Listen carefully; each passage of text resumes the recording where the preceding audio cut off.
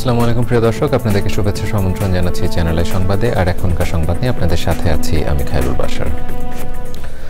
বিস্তারিত সংবাদের শুরুতে জানিয়ে দিচ্ছি ফ্রেশ আটা ময়দা সুজি সংবাদ শিরোনামগুলো।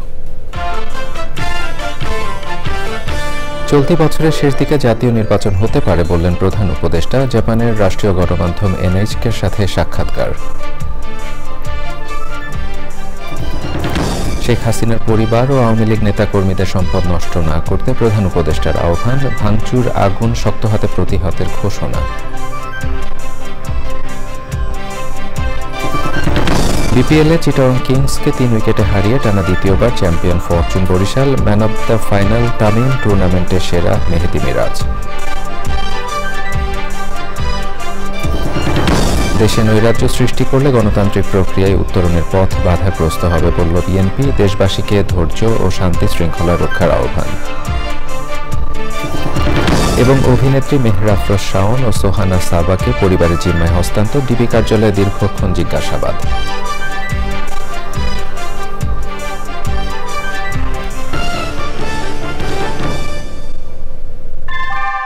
আমরা তৈরি করি বিশ্বমানের জার্মান প্রযুক্তির ভূমিকম্প সহনশীল থার্মেক্স রড, যা আপনার স্থাপনাকে নিরাপদ রাখে প্রজন্ম থেকে প্রজন্ম। সালাম স্টিল, মোস্ট ডিউরেবল স্টিল। প্রিয় দর্শক, এতক্ষণ সংবাদ শিরোনামগুলো জানাচ্ছিলাম। এখনকার সংবাদ আয়োজন একই সঙ্গে চ্যানেলের ইউটিউব চ্যানেল এবং চ্যানেলের ওটিটি প্ল্যাটফর্ম আইস্ক্রিনে লাইভ স্ট্রিমিং হচ্ছে। এবারে নিয়ে যাচ্ছি বিস্তারিত আয়োজনে। অন্তর্বর্তী সরকারের প্রধান উপদেষ্টা অধ্যাপক ডক্টর মোহাম্মদ ইউনূস বলেছেন, একটি গণতান্ত্রিক দেশের জন্য নির্বাচন অপরিহার্য। এই বছরের শেষ দিকে নির্বাচন হতে পারে। জাপানের রাষ্ট্রীয় গণমাধ্যম এনএইচকের সাথে সাক্ষাৎকারে এই কথা বলেন প্রধান উপদেষ্টা। মোস্তফা মল্লিকের রিপোর্ট। জাপান সরকারের সম্প্রচার মাধ্যম এনএইচকে প্রধান উপদেষ্টা অধ্যাপক ডক্টর মোহাম্মদ ইউনূস সাক্ষাৎকার দেন বুধবার। বৃহস্পতিবার সংস্থাটির ওয়েবসাইটে সাক্ষাৎকারটি প্রকাশ করা হয়। ভিডিও এবং অনলাইনে সাক্ষাৎকারটি প্রকাশ হয়েছে। এনএইচকে বলছে, শক্তিশালী বাংলাদেশ বিনির্মাণ এবং স্বনির্ভরতা নিশ্চিত করতে কাজ করছেন শান্তিতে নোবেলজয়ী ডক্টর মোহাম্মদ ইউনূস। সাক্ষাৎকারে প্রধান উপদেষ্টা বলেন, পুরোপুরি বিধ্বস্ত সমাজ, অর্থনীতি ও রাজনৈতিক ব্যবস্থা, বিচার ব্যবস্থা সবকিছুই বিধ্বস্ত। এরকম একটা সময়ে ক্ষমতায় আসে বর্তমান সরকার। তখনকার পরিস্থিতি বিবেচনায় অনেক দূর এগিয়ে যাওয়া গেছে। When we came in, I think we have come a long way because it's a completely devastated society, devastated economy, devastated political system, judicial system, everything. গণতান্ত্রিক দেশের জন্য নির্বাচন একটি অপরিহার্য পদক্ষেপ মন্তব্য করে প্রধান উপদেষ্টা নির্বাচনের সম্ভাব্য তারিখ উল্লেখ করেন। তিনি বলেন, এবছরের শেষ দিকে নির্বাচন অনুষ্ঠিত হতে পারে। অধ্যাপক ইউনূস বলেন, নির্বাচনে যারা জয়ী হয়ে আসবেন তারা কাজ করার জন্য নিরাপদ ও শক্ত ভিত্তি পাবে। When the election is held, the new government that will be elected to the election will have a very safe and sound basis to work with. বাংলাদেশকে সমর্থন জানানোর জন্য বাংলাদেশের বৃহত্তম উন্নয়ন সহযোগী জাপানের প্রতি কৃতজ্ঞতা প্রকাশ করেন অধ্যাপক ইউনূস। Mostafa Mallik, channel I, Dhaka. দেশের আইন শৃঙ্খলা পরিস্থিতি স্বাভাবিক রাখতে সবার প্রতি আহ্বান জানিয়েছেন প্রধান উপদেষ্টা অধ্যাপক ডক্টর মোহাম্মদ ইউনূস। এক বিবৃতিতে প্রধান উপদেষ্টা ফ্যাসিস্ট আওয়ামী লীগের সভাপতি শেখ হাসিনা সহ দলটির নেতাদের সম্পত্তিতে হামলা না চালানোর আহ্বান জানান। বিবৃতিতে প্রধান উপদেষ্টা বলেন, সাধারণ মানুষ দীর্ঘদিন হাসিনা সরকারের হাতে নির্যাতিত হয়ে আসছেন। এগুলো তাদের এতদিনেরই ক্ষোভের বহিঃপ্রকাশ। সরকার তাদের এই অনুভূতিকে বুঝতে পারছে। বিবৃতিতে আরও বলা হয়, অন্তর্বর্তী সরকার গভীর উদ্বেগের সাথে লক্ষ্য করছে কতিপয় ব্যক্তি ও গোষ্ঠী সারা দেশে বিভিন্ন প্রতিষ্ঠান ও স্থাপনায় ভাঙচুর ও অগ্নিসংযোগের চেষ্টা করছে। সরকার এ ধরনের কর্মকাণ্ড শক্তভাবে প্রতিহত করবে।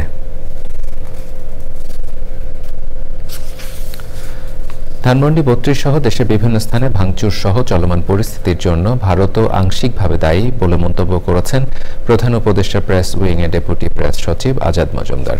শুক্রবার চট্টগ্রাম প্রেস ক্লাবে সাংবাদিকদের সঙ্গে মতবিনিময় সভায় তিনি এমন মন্তব্য করেন। এ সময় তিনি বলেন, ভারত শেখ হাসিনাকে আশ্রয় দিয়ে কথা বলার ও ঘৃণা ছড়ানোর সুযোগ করে দিয়েছে। সেখান থেকে শেখ হাসিনার বক্তব্যের কারণে দেশে বিশৃঙ্খল পরিস্থিতি তৈরি হচ্ছে।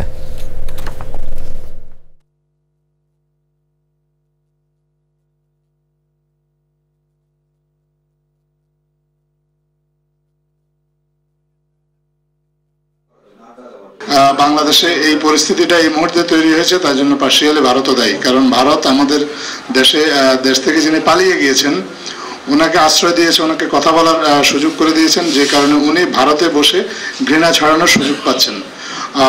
বাংলাদেশের অন্তর্বর্তীকালীন সরকারের পক্ষ থেকে ভারত সরকারকে রিকোয়েস্ট করা হয়েছে ওনাকে যেন ফেরত পাঠানো হয়, কারণ ওনাকে ফেরত পাঠানোর জন্য বাংলাদেশের আদালত বলেছে।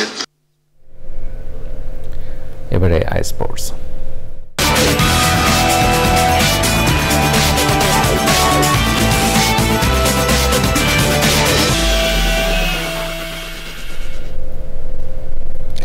খেলাধুলার সব আপডেট নিয়ে স্পোর্টসে আছেন আরিফ চৌধুরী, যাচ্ছি তার কাছে। আরিফ। বাসার ধন্যবাদ আপনাকে। দর্শক স্বাগত জানাই আজকের আই স্পোর্টসে। আর আজকের আয়োজনের শুরুতেই বিপিএল আপডেট।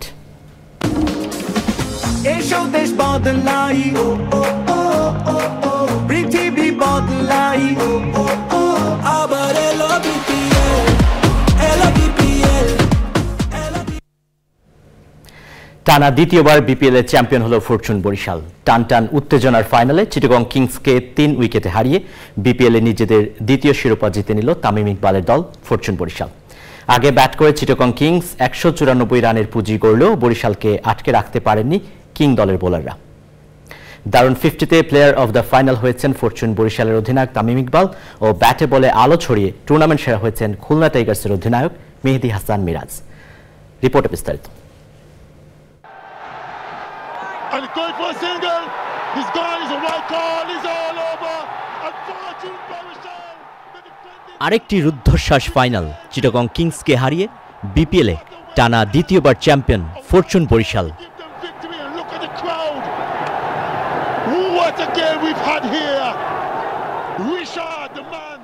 ঢাকা গ্ল্যাডিয়েটর্স ও কুমিল্লা ভিক্টোরিয়ান্সের পর ফরচুন বরিশাল তৃতীয় দল যারা পরপর দুইবার বিপিএলে চ্যাম্পিয়ন হলো। শেষ ওভার ম্যাচ জিততে 6 বলে বরিশালে লাগতো 8 রান। পাকিস্তানি তালাত হুসাইনের প্রথম বলেই ছক্কা মেরে সব টেনশন কমিয়ে আনলেন রিশাদ হোসেন।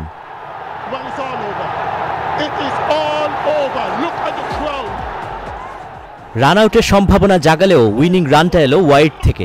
চিটাগং কিংসের 194 পেরিয়ে ফরচুন বরিশালের চ্যাম্পিয়নশিপ নিশ্চিত হলো।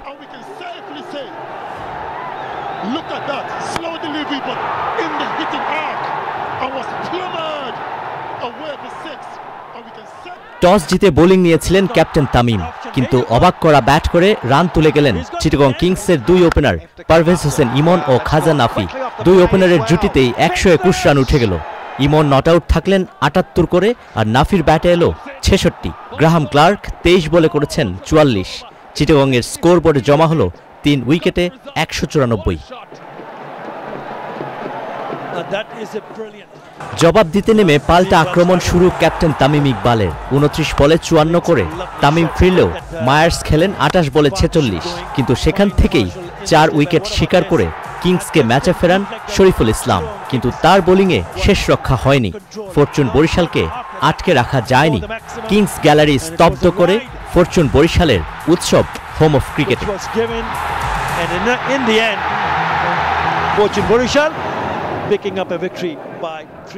Arif Chowdhury, channel I, Dhaka.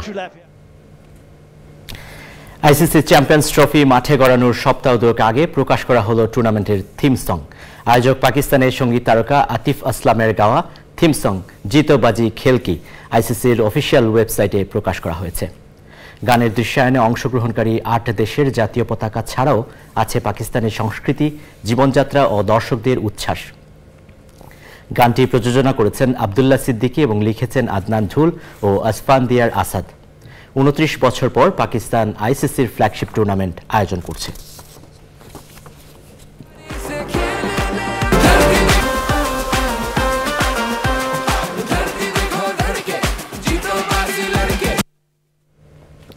অধিনায়ক স্টিফেন স্মিথের টানা দ্বিতীয়, অ্যালেক্স কেরির অপরাজিত সেঞ্চুরি এবং এই 2 ব্যাটসম্যানের অবিচ্ছিন্ন চতুর্থ উইকেটে 239 রানের পার্টনারশিপে স্বাগতিক শ্রীলঙ্কার বিপক্ষে 73 রানের লিড নিয়ে দ্বিতীয় দিন পার করেছে সফরকারী অস্ট্রেলিয়া। শ্রীলঙ্কার 257 রানের জবাবে দিন শেষে 3 উইকেটে 330 রান করেছে অজিরা। গলে 9 উইকেটে 229 রান নিয়ে দ্বিতীয় দিন শুরু করা লঙ্কানরা স্কোরবোর্ডে আরও 28 রান যোগ করে অল আউট হয়। 85 রান করে অপরাজিত থাকেন কুশল মেন্ডিজ। অস্ট্রেলিয়ার হয়ে 3টি করে উইকেট নেন স্টার্ক, লিওন ও কুহেনেমান। জবাবে 91 রানে 3 উইকেট হারানোর পর অস্ট্রেলিয়া লড়াইয়ে ফেরে স্মিথ ও ক্যারির অবিচ্ছিন্ন পার্টনারশিপে। আগে টেস্টে সেঞ্চুরি করা স্মিথ ক্যারিয়ারে 36তম সেঞ্চুরি করে অপরাজিত আছেন 120 রানে। ক্যারিয়ারের দ্বিতীয় সেঞ্চুরি করা ক্যারি করেছেন হারনামানা 139 রান। 2 টেস্টের প্রথমটি জিতে অজিরা এগিয়ে আছে সিরিজে। ফুটবল ফেডারেশনের গঠনতন্ত্রে কিছু সংশোধন আনার সুপারিশ অগ্রাহ্য করায় পাকিস্তান ফুটবল ফেডারেশনকে আন্তর্জাতিক ফুটবল থেকে নিষিদ্ধ করেছে ফুটবলের সর্বোচ্চ নিয়ন্ত্রক সংস্থা ফিফা। 2017 সাল থেকে গত 8 বছরে এ নিয়ে তৃতীয়বার ফিফা কর্তৃক নিষিদ্ধ হল পাকিস্তান। এক বিবৃতিতে পিএফএফকে নিষিদ্ধ করার বিষয়টি নিশ্চিত করেছে ফিফা। তারা জানিয়েছে সংশোধিত গঠনতন্ত্র গ্রহণ করতে ব্যর্থ হওয়ায় পিএফএফকে নিষিদ্ধ করা হয়েছে। তবে ফিফার নির্দেশনা অনুযায়ী গঠনতন্ত্রে সংশোধনী আনতে নিষেধাজ্ঞা তুলে নেওয়া হবে। এই নিষেধাজ্ঞা আন্তর্জাতিক ফুটবলে অংশ নিতে পারবে না পাকিস্তান। এছাড়া ফিফার সাহায্য, অনুদান, সব ধরনের সহযোগিতাও বন্ধ থাকবে। অধিনায়ক স্টিফেন স্মিথের টানা দ্বিতীয়, অ্যালেক্স কেরির অপরাজিত সেঞ্চুরি এবং এই 2 ব্যাটসম্যানের অবিচ্ছিন্ন চতুর্থ উইকেটে 239 রানের পার্টনারশিপে স্বাগতিক শ্রীলঙ্কার বিপক্ষে 73 রানের লিড নিয়ে দ্বিতীয় দিন পার করেছে সফরকারী অস্ট্রেলিয়া।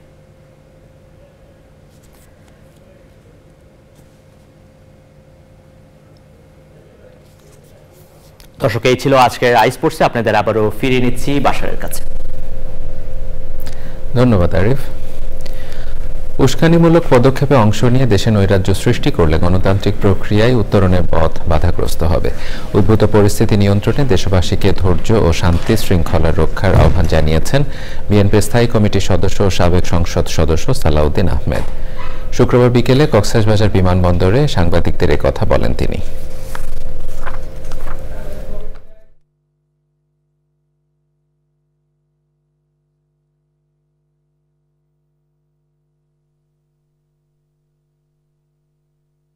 উস্কানিমূলক যে কোনো পদক্ষেপে আপনারা অংশগ্রহণ করবেন না। দেশে নৈরাজ্যকর পরিস্থিতি সৃষ্টি হলে ভবিষ্যতে গণতন্ত্রের পথে গণতান্ত্রিক প্রক্রিয়া উত্তরণের জন্য আমাদের বাধা আসতে পারে। অভিনেত্রী মেহের আফরোজ শাওন এবং সোহানা সাবাকে জিজ্ঞাসাবাদের পর ছেড়ে দিয়েছে গোয়েন্দা পুলিশ। রাষ্ট্রবিরোধী ষড়যন্ত্রের অভিযোগে বৃহস্পতিবার সন্ধ্যায় শাওন এবং মধ্যরাতে সাবাকে ধানমন্ডি থেকে ডিবি কার্যালয়ে আনা হয়। ডিএমপি জানিয়েছে বিভিন্ন বিষয়ে জিজ্ঞাসাবাদ শেষে বিকেলে তাদের দুজনকে নিজ নিজ পরিবারের জিম্মায় ছেড়ে দেওয়া হয়েছে। ছাত্র জনতার গণ অভ্যুত্থানে গঠিত অন্তর্বর্তী সরকারের 6 মাসে সাধারণ মানুষের আকাঙ্ক্ষা পূরণের চেষ্টা ও সংস্কার উদ্যোগে প্রশংসা করেছেন ছাত্র, পেশাজীবী সহ নানা শ্রেণী পেশার মানুষ। তবে আইন শৃঙ্খলা পরিস্থিতির উন্নয়ন ও নিত্যপণ্যের ন্যায্য মূল্য নিশ্চিত করতে সরকারের আরও দক্ষতা প্রত্যাশা করছেন তারা। সাধারণ মানুষ বলছেন, অন্তর্বর্তী সরকার কর্তৃত্ববাদী কাঠামো বিলুপ্ত করে নির্বাচনের মাধ্যমে দেশকে গণতন্ত্রের মহাসড়কে তুলবে বলে আশা করছেন তারা। মাসরুর শাকিলের রিপোর্ট। ছাত্র জনতার গণ অভ্যুত্থানের মধ্য দিয়ে গঠন হওয়া অন্তর্বর্তী সরকার 6 মাস পার করল। দেশের ইতিহাসে প্রথমবারের মতো নোবেল বিজয়ীর নেতৃত্বে পরিচালিত সরকার কেমন চালালো প্রথম 6 মাস? সরকারের আন্তরিকতা আছে সেই জায়গাটাতে আমি বুঝবো কিভাবে তারা যে কোনো দাবি উঠলে দাবি মেনে নেওয়ার টেন্ডেন্সি এটা সরকারের। এটা যেরকম প্রশংসনীয়, এটা আবার কিন্তু সমালোচনারও দাবি রাখে।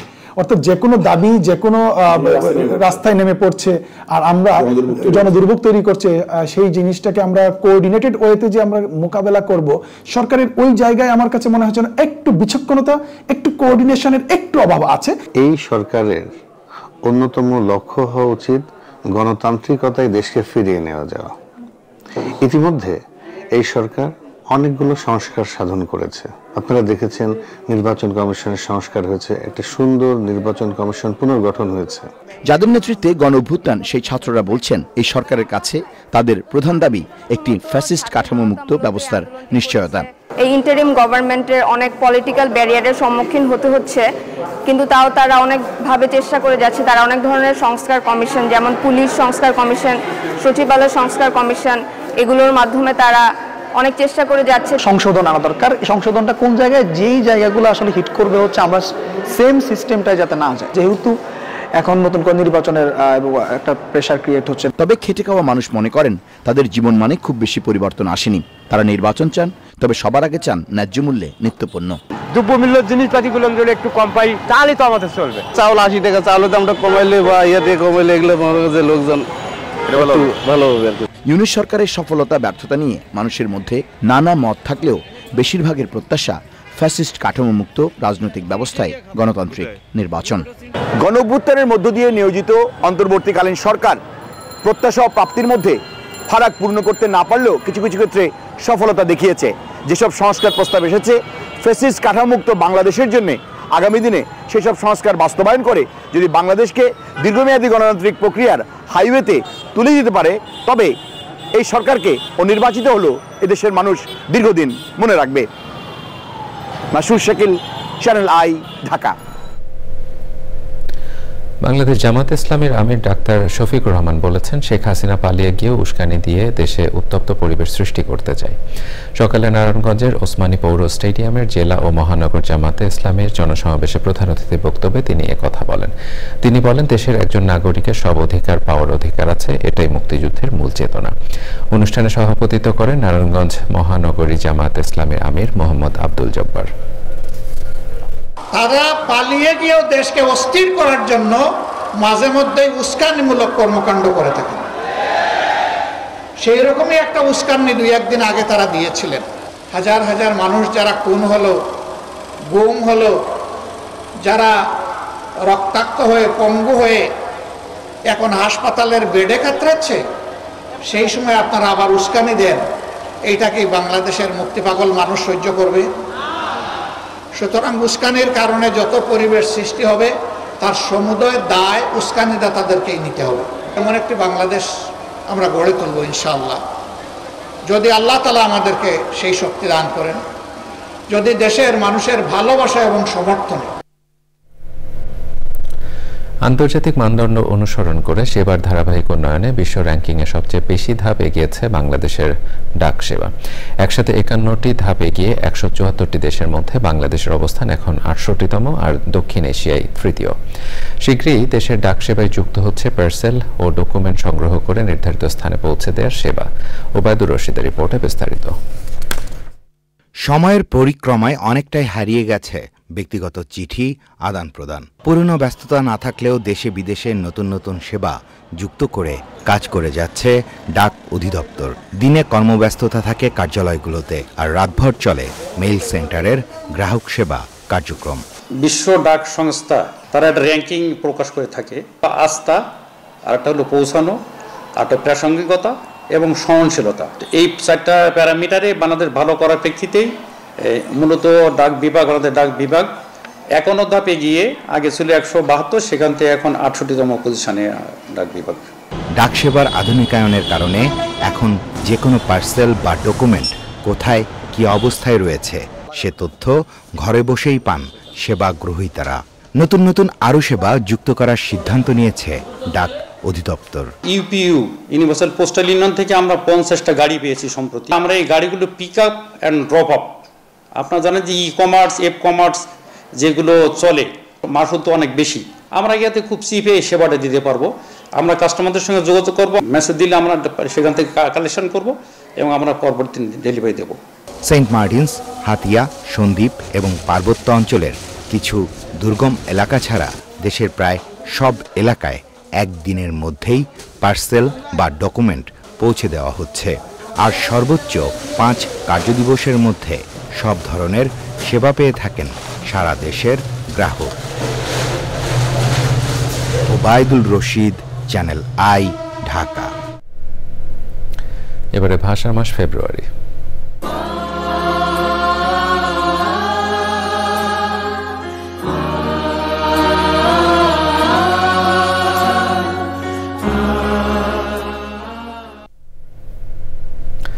শুক্রবার সাপ্তাহিক ছুটির দিনে অমর একুশে বইমেলা প্রাঙ্গণ ছিল কানায় কানায় পূর্ণ। বইমেলা পরিণত হয় বইপ্রেমীদের মিলন মেলায়।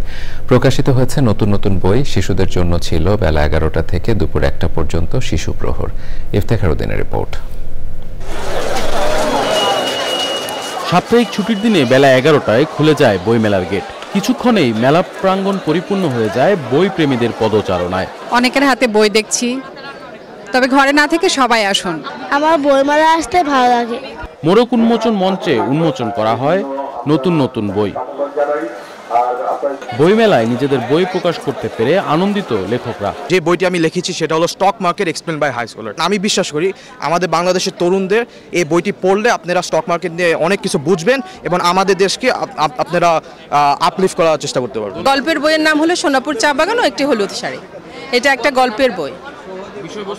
বিষয়বস্তু হলো এখানে 3টা গল্প আছে, 3 রকমের গল্প। আমাদের যে সমসাময়িক যে জীবনযাপন বা আমাদের যে মধ্যবয়সী বিভিন্ন রকমের যে চাওয়া পাওয়া টানাপোড়েন সেগুলো নিয়ে লেখা। চিঠিটা আমার বইটিতে আমি সামাজিক অসঙ্গতি, রাজনৈতিক অস্থিরতা এবং প্রেম, বিরহ, বেদনা সব কিছু নিখুঁতভাবে তুলে ধরার চেষ্টা করেছি।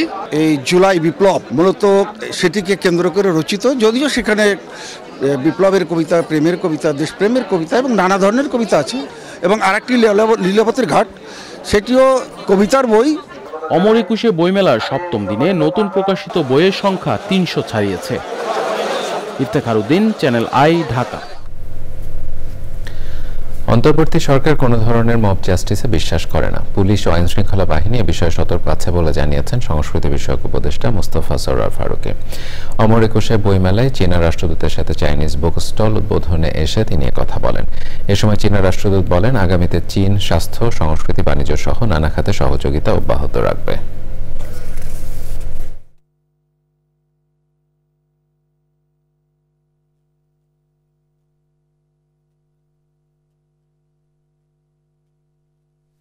যেটা আমাদের অন্তর্বর্তী সরকার বিবৃতি হিসেবে দেওয়া হয়েছে, আমরা কোনো ধরনের মব জাস্টিসে বিশ্বাস করি না এবং পুলিশ এবং আইনশৃঙ্খলা রক্ষাকারী বাহিনী এই বিষয়ে সচেতন আছে। আমরাও জনগণের কাছে আহ্বান জানাতে চাই যে এখন আমাদের রাষ্ট্র বিনির্মাণের সময় এবং সবাইকে, যেরকম আমাদের দেশে যখন প্রায় 5ই আগস্ট পরে 15 দিন পুলিশ ছিল না, আমরা সবাই সবার পাশে এসে দাঁড়িয়ে কিন্তু নিজেদেরকে নিজেরা রক্ষা করেছি। আমরা এখনও সেই সময়টা পার হইনি। অর্থাৎ আমাদেরকে এখনও সজাগ থাকতে হবে, সচেতন থাকতে হবে। আমরা যেন কেউ নিজেদেরকে মবিংয়ের কাজে যুক্ত না করি, এটা হচ্ছে আমাদের পরিষ্কার বার্তা। এবারও মেঘনা গ্রুপ অফ ইন্ডাস্ট্রিজের ব্র্যান্ড ফ্রেশ স্টেশনারি বহুভাষিক হাতের লেখা বাংলায় আয়োজন করেছে। হাতের লেখা বইমেলার আয়োজন করেছে। ভাষাগত বৈচিত্র্য এবং শৈল্পিক অভিব্যক্তির উদযাপনে এমন আয়োজন বলে জানান কর্তৃপক্ষ। সাহিত্য চর্চার পাশাপাশি হাতের লেখার রেওয়াজকে তুলে ধরতে এটি যোগ করেছে ভিন্ন মাত্রা। গুলশানে বিচারপতি শাহাবুদ্দিন আহমেদ পার্কে আয়োজন করা হয় এই মেলার। উদ্বোধনী পর্বে ফ্রেশ ইঙ্ক ফোর্স নামের নতুন একটি কলমের মোড়ক উন্মোচন করা হয়। এ সময় ছিলেন প্রতিষ্ঠানটির পরিচালক barrister Tasnim Mostafa, senior GM brand Kazi Mohammad Mohiuddin, GM sales Mohammad Yasin Molla ও অন্য কর্মকর্তা কর্মচারীরা। আমরাই বন্ধু পরিবার তাদের 4র্থ বর্ষপূর্তি উদযাপন করেছে। শুক্রবার সন্ধ্যায় রাজধানী সিদ্ধেশ্বরী বালক উচ্চ বিদ্যালয়ে এই আয়োজন করা হয়। অনুষ্ঠানে প্রধান অতিথি ছিলেন বিশিষ্ট শিল্পপতি ও সমাজসেবক আনোয়ার কামাল পাশা মিলন। বিশেষ অতিথি ছিলেন ব্যবসায়ী ও সমাজসেবক ফজলে রুবায়াত পাপ্পু ও আলী হাসান তালুকদার পলাশ। উপস্থিত ছিলেন আমরা বন্ধু পরিবারের সভাপতি মোস্তফা কামাল পাশা তাপস, সেক্রেটারি জেনারেল মোহাম্মদ রুবেল ব্যাপারী সহ সংগঠনের অন্য সদস্যরা।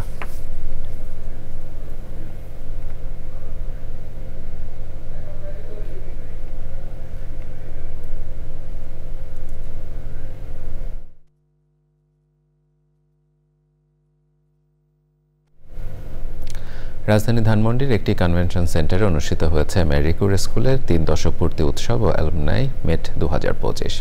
বিশিষ্ট পরমাণু বিজ্ঞানী ও প্রতিষ্ঠানের চেয়ারপারসন অধ্যাপক ডক্টর এম শমশের আলী সভাপতিত্বে অনুষ্ঠানে প্রধান অতিথি ছিলেন ঢাকা বিশ্ববিদ্যালয়ের উপাচার্য অধ্যাপক ডক্টর নিয়াজ আহমেদ খান। স্কুলের অধ্যক্ষ সাকেবা আলী, উপাধ্যক্ষ জিল্লুন নাহার চৌধুরী, সিইও জিসান আলী, জায়জায় দিনের সম্পাদক শফিক রেহমান ও অন্যরা এ সময় উপস্থিত ছিলেন। আলোচনা শেষে মেরি কুরি স্কুলের শিক্ষার্থীরা মনোজ্ঞ সাংস্কৃতিক অনুষ্ঠান পরিবেশন করেন।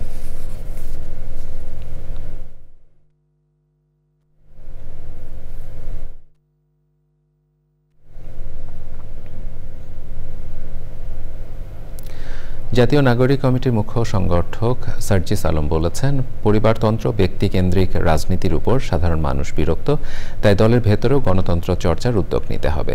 কমিটির সদস্য সচিব আক্তার হোসেন বলেছেন, আওয়ামী লীগ নেতাদের পালিয়ে যাওয়ার ক্ষেত্রে যে বা যারাই সহযোগিতা করেছে তাদের চিহ্নিত করে আইনের আওতায় আনতে হবে। পরাগ আসিমের রিপোর্ট। জাতীয় নাগরিক কমিটির ঢাকা মহানগর দক্ষিণ থানা প্রতিনিধি সভা কাকরাইলের ডিপ্লোমা ইঞ্জিনিয়ার্স ইনস্টিটিউটে। থানা কমিটির নেতাদের পাশাপাশি সভায় বিশেষ আলোচক হিসেবে বক্তৃতা করেন কবি ফরহাদ মজহার। যদি আপনারা ভাবেন এই ঐতিহাসিক পর্বটা শুধুমাত্র বাংলাদেশের জন্য, তাহলে আপনারা ভুল করবেন এবং আগামী দিন আপনারা ব্যর্থ হবেন। বক্তৃতা পর্বের পর শুরু হয় প্রশ্নোত্তর পর্ব, যেখানে প্রতিনিধি ও সাংবাদিকদের বিভিন্ন প্রশ্নের জবাব দেন নাগরিক কমিটির নেতারা। দলের সর্বোচ্চ গণতান্ত্রিক চর্চা বজায় থাকবে বলে জানান তারা। অনলাইনে এবং অফলাইনে সেটার মাধ্যমে আপনারা গণতান্ত্রিক প্রক্রিয়াগুলো কেমন হতে পারে আপনার দলটা আপনি গঠন করবেন। এর চেয়ে বড় গণতান্ত্রিক প্রক্রিয়া মনে হয় বাংলাদেশে কোনো দলের ইতিহাসে নাই, ভবিষ্যতে হবে না। বাংলাদেশের যে মানুষ, তরুণ প্রজন্ম, তারা তাদের জায়গায় এই পরিবারতন্ত্র এবং ব্যক্তিকেন্দ্রিক যে রাজনীতি এটার উপরে বিরক্ত, এবং আমরা আমাদের জায়গা থেকে তরুণ প্রজন্ম এটা চাই না। আমরা আমাদের জায়গা থেকে মনে করি যারা যেই জায়গাটার যোগ্য তাদেরকে সেই জায়গাটাতে নিতে আমাদের হেল্প করতে হবে। আমরা যে রাজনৈতিক দলগুলো করতে চাই এবং দেখতে চাই, সেগুলোর ভিতরেও গণতন্ত্র দেখতে চাই এবং সেটা আমরা নিশ্চিত করব ইনশাআল্লাহ। নেতাদের প্রতি এক থানা প্রতিনিধির প্রশ্ন ছিল, আওয়ামী লীগের বড় নেতারা বিভিন্ন সময়ে কিভাবে পালিয়ে যেতে পেরেছে। যারা পুলিশকে বলেছে গুলি করতে, যারা আওয়ামী লীগের ছাত্রলীগের নেতাদেরকে বলেছে গুলি করার জন্য, এরকম অসংখ্য হায়না খুনি তারা বাংলাদেশ থেকে পালিয়ে যেতে সক্ষম হয়েছে। আমরা এই ঘটনার তীব্র নিন্দা জানাই। একই সাথে আমরা সরকারের কাছে আহ্বান জানাবো, যারা পালিয়ে গিয়েছে তাদেরকে পালিয়ে যাওয়ার ক্ষেত্রে যে বা যারাই সহযোগিতা করে থাকুক না কেন, তাদেরকে অবশ্যই চিহ্নিত করে আইনের আওতায় নিয়ে আসতে হবে। জাতীয় নাগরিক কমিটির মুখপাত্র সামান্তা শারমিন বলেন, যেসব সরকারি প্রতিষ্ঠান মানুষকে পর্যাপ্ত সেবা দেবে তারাই টিকে থাকতে পারবে। পরাগ আজিম, চ্যানেল আই, ঢাকা। দর্শক, সংবাদের পর্যায়ে নিচ্ছে একটি বিরতি। বিরতির পরে দেখবেন গাজার পশ্চিম তীরে ইসরায়েলি হামলা চলছেই, নেতানিয়াহুর নামে গ্রেপ্তারি পরোয়ানার কারণে আইসিসির উপর যুক্তরাষ্ট্রের নিষেধাজ্ঞা।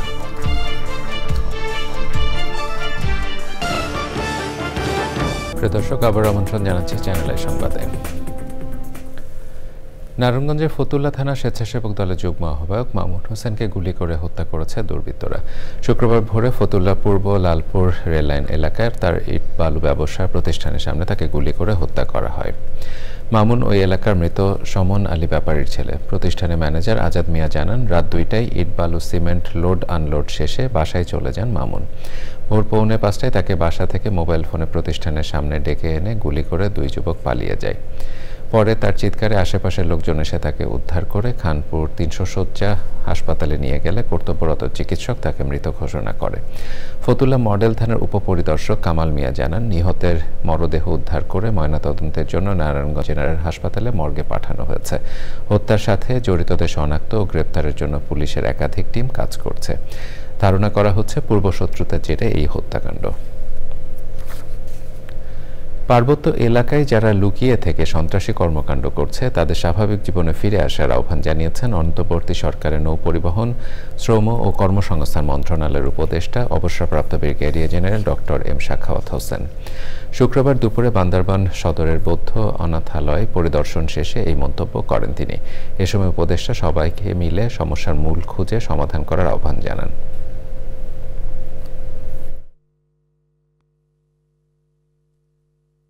সবাই মিলে বসে এটার মূলে যেতে হবে যে কেন এরকম হলো, এবং সেই মূল থেকে এটাকে একটা পরিসমাপ্তি করা, একটা আলোচনার মাধ্যমে এটাকে শান্তভাবে সমাধান করা প্রয়োজন। সৌদি আরবে নেয়ার কথা বলে অনেক মানুষের কাছ থেকে টাকা নিয়ে প্রতারণা করার অভিযোগ উঠেছে গাজীপুরের কালীগঞ্জের মমিন ফকিরের বিরুদ্ধে। এই দালালকে গ্রেপ্তারের দাবিতে শুক্রবার জাতীয় প্রেস ক্লাবের সামনে মানববন্ধন করেছেন ভুক্তভোগীরা। বিগত আওয়ামী লীগ সরকারের আমলে জনশক্তি ও কর্মসংস্থান খাতে সিন্ডিকেটের সুযোগ নিয়ে দালাল মমিন শত শত মানুষের কাছ থেকে কয়েক কোটি টাকা আত্মসাৎ করেছে বলে মানববন্ধনে অভিযোগ করেন ভুক্তভোগীরা। এ সময় জনশক্তি ও কর্মসংস্থান সেক্টরে সবাইকে নিয়ম পালনে বাধ্য করতেও অন্তর্বর্তী সরকারের দৃষ্টি আকর্ষণ করা হয়েছে। এবারে নিটোল টাটা আন্তর্জাতিক সংবাদ।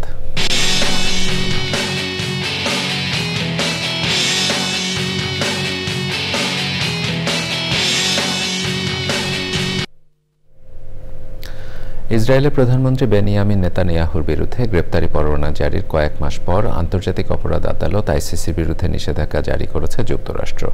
গাজায় যুদ্ধবিরতির পর পশ্চিম তীর জুড়ে অভিযান চালিয়ে যাচ্ছে ইসরায়েলি সামরিক বাহিনী। হামাস মুখপাত্র বলেছেন, ফিলিস্তিনিরা তাদের অধিকারের জন্য লড়াই চালিয়ে যাবে। মিশর ও জর্ডান সতর্ক করেছে, ইসরায়েলের হামলা বন্ধ না হলে মধ্যপ্রাচ্যে বিশৃঙ্খলা ছড়িয়ে পড়বে। বিস্তারিত তাফহিমুল ইসলামের রিপোর্টে।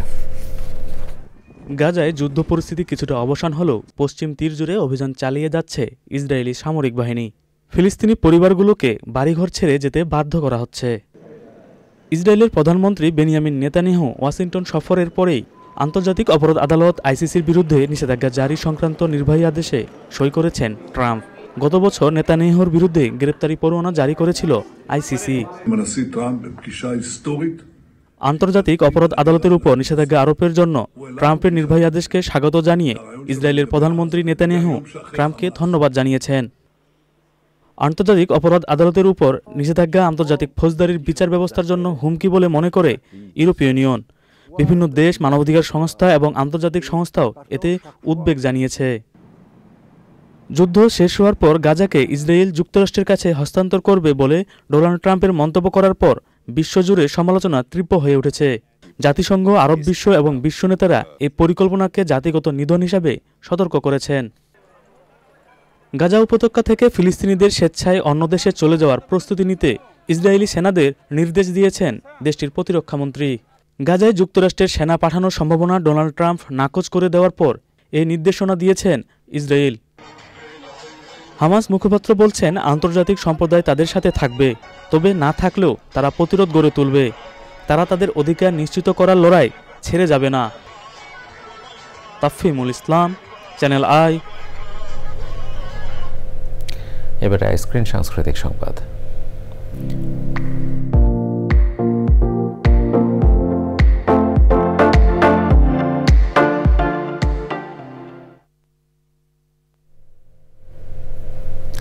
কিংবদন্তি চলচ্চিত্র পরিচালক ঋত্বিক ঘটকের ৪৯তম প্রয়াণ দিবস এবং চলতি বছরে তার জন্ম শতবর্ষ উপলক্ষে বৃহস্পতিবার ভারতের কলকাতার শরটে ৪৯ বছর পরনে ১০০ শিরোনাম অনুষ্ঠিত হয়েছে। ঋত্বিক ঘটকের পরিবারে পরিচালনা করা সংস্থা মৃত্তিকার আয়োজনে ছিলেন তিতাস একটি নদীর নাম, চলচ্চিত্র প্রযোজক হাবিবুর রহমান, চলচ্চিত্র গবেষক সঞ্জয় মুখোপাধ্যায়, চলচ্চিত্র পরিচালক সুদেষ্ণা রায়, বাড়ি থেকে পালিয়ে ছবির অভিনেতা পরম ভরাক লাহিড়ী এবং অন্যরা। প্রযোজক হাবিবুর রহমান বলেন, ঋত্বিক ঘটক তার দেখা একজন অসাধারণ মানুষ এবং নির্মাতা ছিলেন। মনের অজান্তেই তিনি ঋত্বিক ঘটকের ভক্ত হয়ে গিয়েছিলেন বলেও জানান প্রযোজক হাবিবুর রহমান।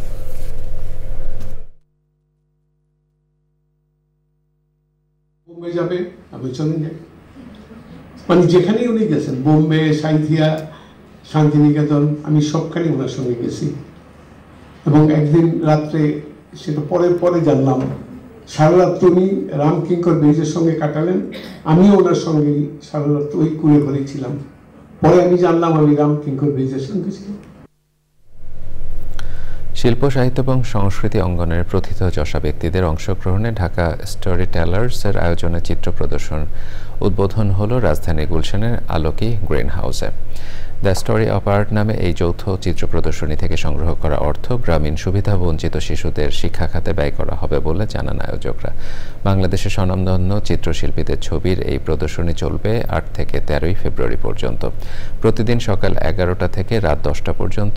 আয়োজনের সহযোগিতায় রয়েছে বার্জার পেইন্টস এবং সিটি ব্যাংক।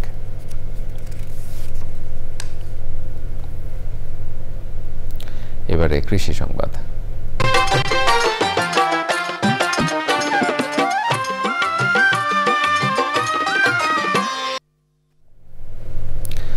মেহেরপুর জেলায় এবার আলুর ফলন ভালো হলেও কাঙ্ক্ষিত মূল্য না পাওয়ায় লোকসানের মুখে পড়েছেন চাষিরা। গত মৌসুমে আলু চাষ করে চাষিরা লাভবান হলেও এবার বড় অঙ্কের ক্ষতির মুখে পড়েছেন তারা। মেহেরপুর প্রতিনিধি গোলাম মোস্তফার রিপোর্ট।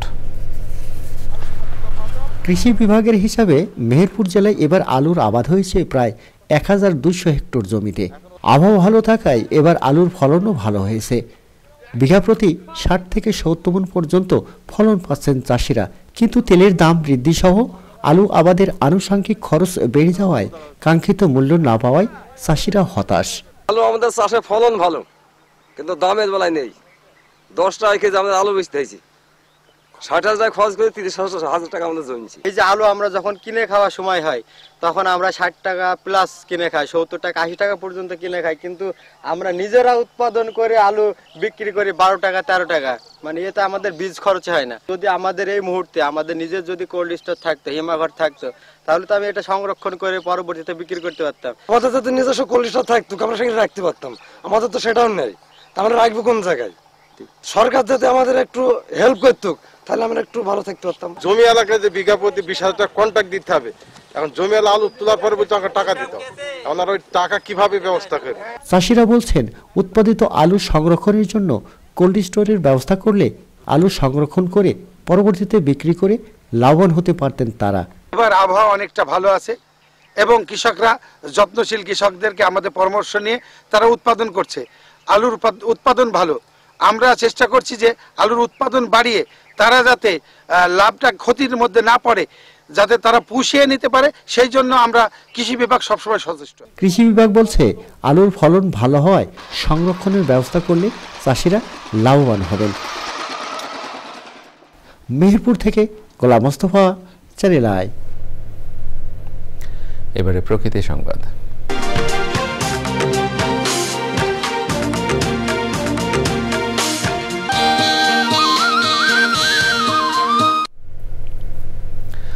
প্রশাসনের যোগসাজশে ময়মনসিংহের লোকালয় ও ফসলি জমিতে গড়ে উঠেছে অবৈধ ইট ভাটা। এতে ফসল উৎপাদন ব্যাহত হওয়ার পাশাপাশি ভাটার বিষাক্ত ধোঁয়ায় নষ্ট হচ্ছে প্রকৃতি ও পরিবেশ। চরম স্বাস্থ্য ঝুঁকিতে রয়েছেন স্থানীয়রা। তবে অবৈধ ইট ভাটা বন্ধে ব্যবস্থা নেওয়ার আশ্বাস দিয়েছে পরিবেশ অধিদপ্তর। ময়মনসিংহ প্রতিনিধি শেখ মহিউদ্দিন আহমেদের পাঠানো তথ্য ও নাজিম উদ্দিন সাইদের ভিডিও চিত্রে আফরোজা হাসের রিপোর্ট। প্রাণ প্রকৃতি রক্ষায় লোকালয় কিংবা ফসলি জমিতে আইন করে ইটভাটা স্থাপন নিষিদ্ধ করেছে সরকার। তারপরও অভিযোগ রয়েছে প্রশাসনের অসাধু কর্মকর্তাদের সহায়তায় ময়মনসিংহের বিভিন্ন স্থানে গড়ে উঠেছে অবৈধ ইটভাটা। ফসল উৎপাদন কমে যাওয়ায় জমির মাটি বিক্রিতে বাধ্য হচ্ছেন কৃষকরা। ন্যায্য মজুরিও পাচ্ছেন না ইটভাটার শ্রমিক। কোনো গাছে ফল হয় না, টমেটো গাছ, বেগুন গাছ এগুলো আকারে ঝরে যায় এর মতো, পাতা একদম টুন্ডা টুন্ডা হয়ে যায়। খোলার মধ্যে মাটি বিক্রি করে দিছে, এখন আমার জমিটা হয়েছে টিলা, এটার মধ্যে আমি পানি রাখতে পারি না। যেটা ইনকাম হয় আমরা ফেরি চলে না, আমরা বাড়িতে ঋণ করে না খাওয়ান লাগে। মনে করেন ডাইলাম তখন তা পুরা আমরা এই মনে করেন যে এই টাকা আমরা পুষে না। অবৈধ এসব ইটভাটার কারণে স্বাস্থ্য ও পরিবেশের মারাত্মক ক্ষতির পাশাপাশি সৃষ্টি হতে পারে খাদ্য সংকটও। যে ধোঁয়াটা বের হয় এটা আসলে পরিবেশের জন্য অনেক ক্ষতিকর এবং আমাদের ফসল উৎপাদনের ক্ষেত্রে অনেক ক্ষতিকর। পরিবেশ এবং কৃষিতে মারাত্মক প্রতিক্রিয়ার সৃষ্টি হচ্ছে। এই ইটভাটাগুলো যেগুলো অনুমোদনবিহীন বন্ধ করার জন্য, আর যেগুলো বৈজ্ঞানিকভাবে চালু করা সম্ভব সেটা যেন করা হয়। তবে পরিবেশ অধিদপ্তর বলছে অবৈধ ইটভাটা বন্ধে চলছে নিয়মিত অভিযান। আমরা এখানে অভিযান করেছি এবং সেখানে প্রায় 78 লক্ষ টাকা জরিমানা করা হয়েছে এবং একই সাথে বেশ কয়েকটা ইটভাটা কিন্তু আমরা গুড়িয়ে দিয়েছি এবং এই অভিযানগুলো আমাদের চলমান থাকবে। ময়মনসিংহে 286টি ইটভাটার মধ্যে ছাড়পত্র নেই 253টি ইটভাটার। অবৈধ ইটভাটা বন্ধে কার্যকর পদক্ষেপের প্রত্যাশায় ভুক্তভোগীরা। আফরোজা হাসি, প্রকৃতি ও জীবন ডেস্ক, চ্যানেল আই। এবারে ঢাকা ব্যাংক পিএলসি বাণিজ্য সংবাদ।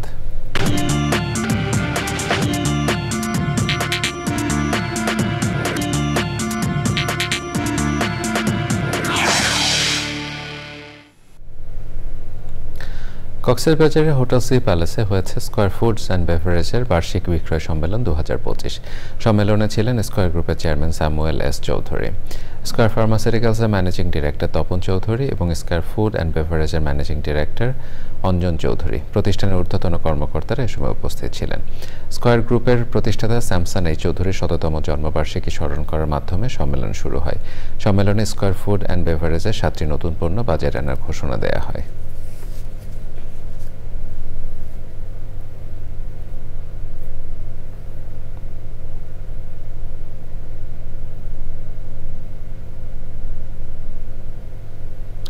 সংবাদের পর্যায়ে আবারও নিচ্ছে একটি বিরতি। বিরতির পরে দেখবেন দর্শক আবার আমন্ত্রণ জানাচ্ছি চ্যানেলের সংবাদে।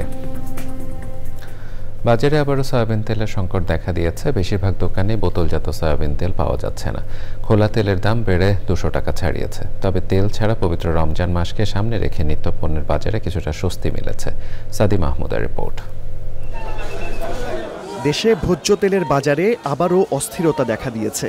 গত ডিসেম্বরে তেলের দাম লিটার প্রতি 8 টাকা বাড়ানোর পর সরকারের পক্ষ থেকে জানানো হয়েছিল তেলের দাম আর বাড়ানো হবে না, কিন্তু বাস্তবতা ভিন্ন। সরবরাহ কমার সঙ্গে দাম বেড়ে গেছে।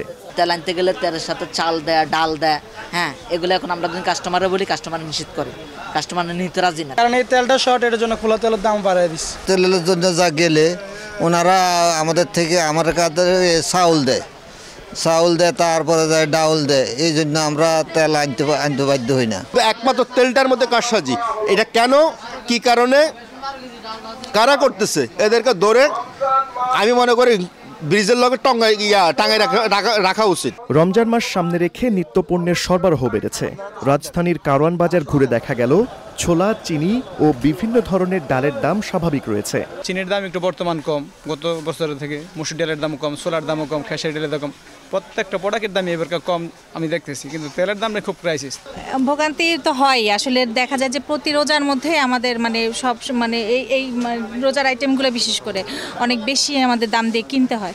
তো এবার যেহেতু একটা পরিবর্তন আসছে, আশা করি যে এবার ভোগান্তি হবে না।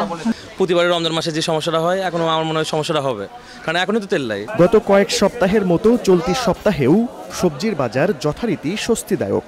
ফুলকপি, পাতাকপি, আলু, গাজর, টমেটো এগুলোর দাম তুলনামূলক অনেক কম। খুব একটা চেঞ্জ হয় নাই, শুধু সবজিটা একটু কমছে, বাকি সব আগের মতোই আরো বেড়ে গেছে আগের চেয়ে। ডিমের পাশাপাশি চালের বাজার আগের মতোই স্থিতিশীল রয়েছে। সাথে মাছ মাংসের বাজারও অপরিবর্তিত। গরুর মাংস কেজি প্রতি 750, খাসির মাংস 1100 থেকে 1200 ও ব্রয়লার মুরগি বিক্রি হচ্ছে কেজি প্রতি 190 থেকে 200 টাকায়। সাদি মাহমুদ, চ্যানেল আই, ঢাকা। নির্বাচন পর্যন্ত যতই বাধা আসুক, নেতাকর্মীদের সতর্ক থাকার আহ্বান জানিয়েছেন বিএনপি নেতারা। প্রস্তাবিত 31 দফা প্রান্তিক পর্যায়ে পৌঁছে দিতে রাজধানী বিজয়নগরে ঢাকা মহানগর উত্তরের পল্টন থানা বিএনপি কর্মশালার আয়োজন করে।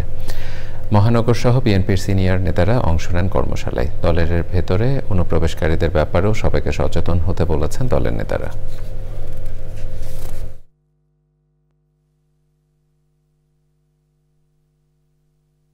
যারা অন্যায় কাজ করবেন, খারাপ কাজ করবেন, আপনাদের বিরুদ্ধে অবস্থায় ব্যবস্থা গ্রহণ করা হবে।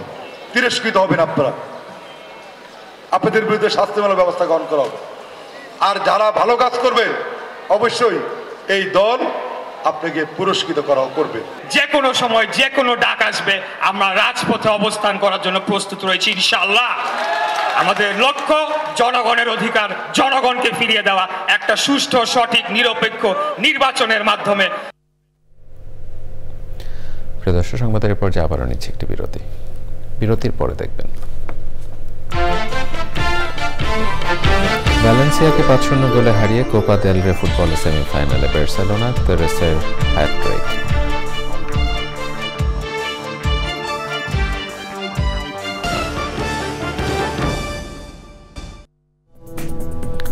দর্শক, আবার আমন্ত্রণ জানাচ্ছি চ্যানেলের সংবাদে। জার্মানির ডুসেলডর্ফে আন্তর্জাতিক 11তম এশিয়া অ্যাপারেলস এক্সপো 2025 শুরু হয়েছে। 3 দিনের মেলায় জার্মানি সহ ইউরোপ ও এশিয়ার নানা দেশের সঙ্গে বাংলাদেশের বেশ কয়েকটি প্রতিষ্ঠান অংশ নিয়েছে। বাংলাদেশের রপ্তানি উন্নয়ন ব্যুরো, ইপিবি, লর্ড এন্ড কর্পোরেট, এর দেওয়ান তাজ মোহাম্মদ এবং বার্লিনে বাংলাদেশ দূতাবাসের সার্বিক সহযোগিতায় এই মেলার আয়োজন করা হয়। বাংলাদেশে 20টি তৈরি পোশাক শিল্প প্রতিষ্ঠান মেলাতে অংশ নিয়েছে। এই মেলা ভবিষ্যতে বাংলাদেশি ব্যবসায়ীদের জন্য সম্ভাবনাময় হবে বলে মন্তব্য করেছেন মেলা সংশ্লিষ্ট বাংলাদেশিরা।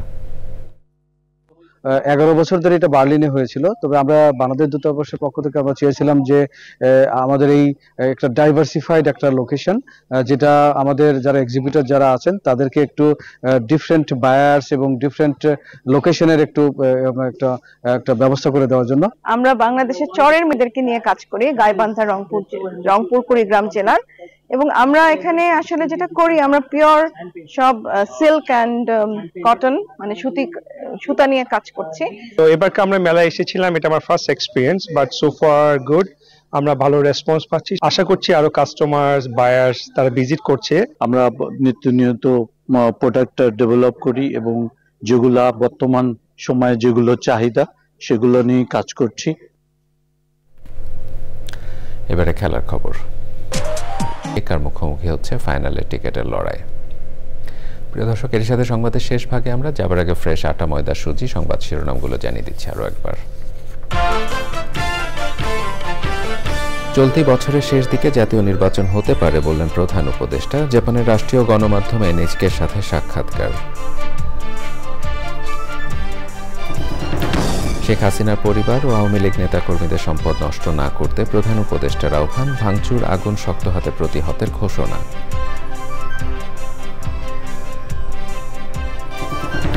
বিপিএলে চিটাগং কিংসকে 3 উইকেটে হারিয়ে টানা দ্বিতীয়বার champion Fortune Barishal. Man of the final Tamim, tournament সেরা মেহেদী মিরাজ।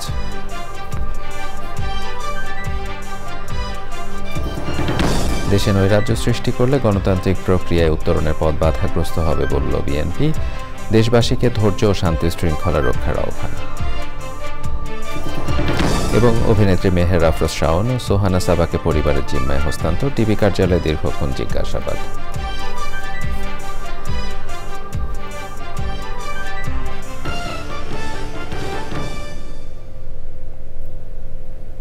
দর্শক, এছাড়াও চ্যানেলের সর্বশেষ সংবাদ জানতে ভিজিট করুন চ্যানেলঅনলাইন.com-এ। যুক্ত থাকুন আমাদের সোশ্যাল মিডিয়া প্ল্যাটফর্মগুলোর সাথে। এতক্ষণ চ্যানেলের সংবাদের সাথে থাকবার জন্য সকলকে ধন্যবাদ জানিয়ে বিদায় নিচ্ছি। শুভেচ্ছা।